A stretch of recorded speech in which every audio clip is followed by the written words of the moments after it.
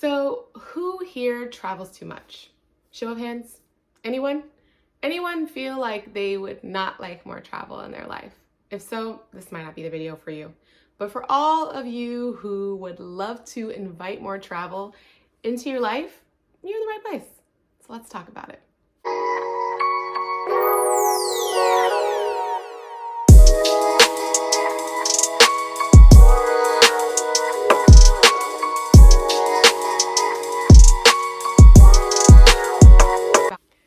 Hey guys, welcome to the Poetically J YouTube channel. I'm so excited to have you here today talking about one of my favorite topics, frankly, manifestation.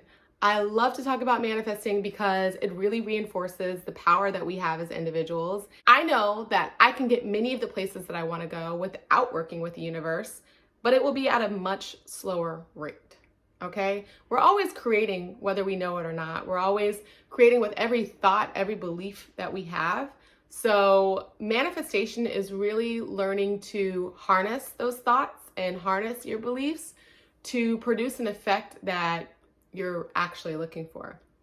So let's get into how you can manifest more travel in your life this year. So when I think about how I feel when I travel, I always feel super grounded, incredibly connected to our source.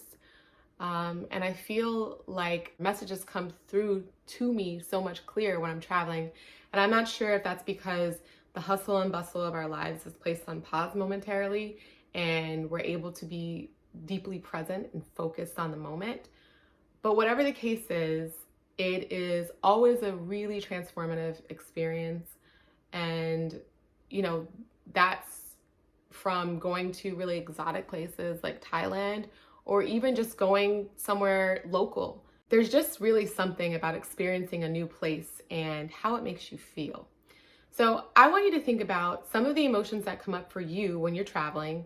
And when you're thinking about those emotions, I want you to take note of them and keep them in your head for later, because it's something that's going to be very important to your manifestation process. So as we're going through this manifestation process, I want you all to keep in mind that no two processes are alike. People can attract in many different ways. I think that the most important things is that as long as the energy, the clarity, and the belief is there, then everything else will pan out just fine. So feel free to take what steps resonate with you and leave behind which ones don't. You can build your own manifestation practice. This is more a tool to use as a guide to help you come to what practice works best for you. So that being said, I think the most important thing to start with is just talking about what you're trying to manifest. Talking about it affirms it to the universe, and it really just gets that energy flowing in the direction of what it is you're trying to attract. So if thoughts are things, imagine that words must be even more powerful than that. So your words absolutely have the power to build whatever it is that you're trying to attract into your life. So keep that in mind.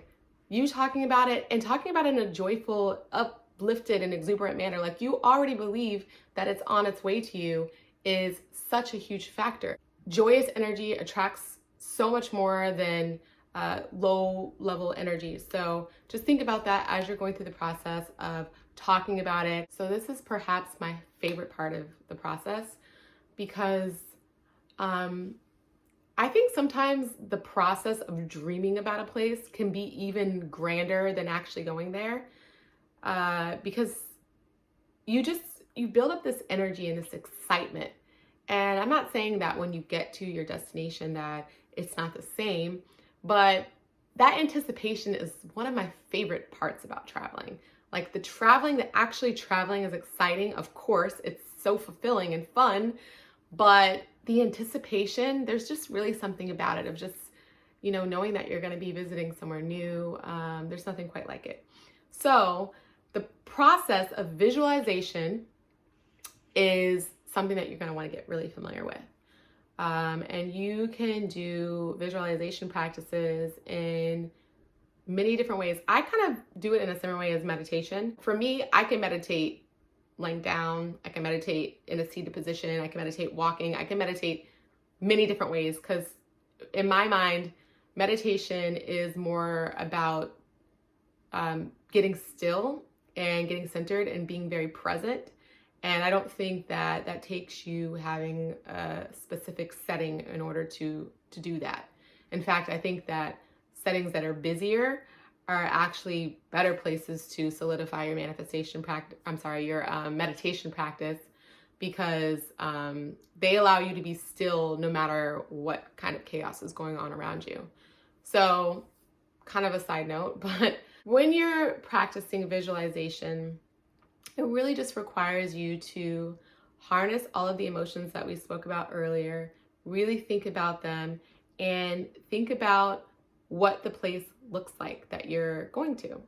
One thing that can be a tool in your visualization practice is vision boarding. Now, there are different types of vision boarders. I, for instance, am really not the physical vision boarder. I don't really enjoy the process of cutting out stuff and gluing it on a cardboard. I would say it's not that I don't enjoy it, but I'd always feel like it's just clunky and I don't really want to put it in my house. Maybe if I did it in a nicer way, I might want to, but I haven't done that. So what works for me, and it's just easier because I can access it all the time, is Pinterest. I create vision boards on Pinterest, and you can create a travel vision board on Pinterest where you just collect all the photos of all the different places that you want to visit.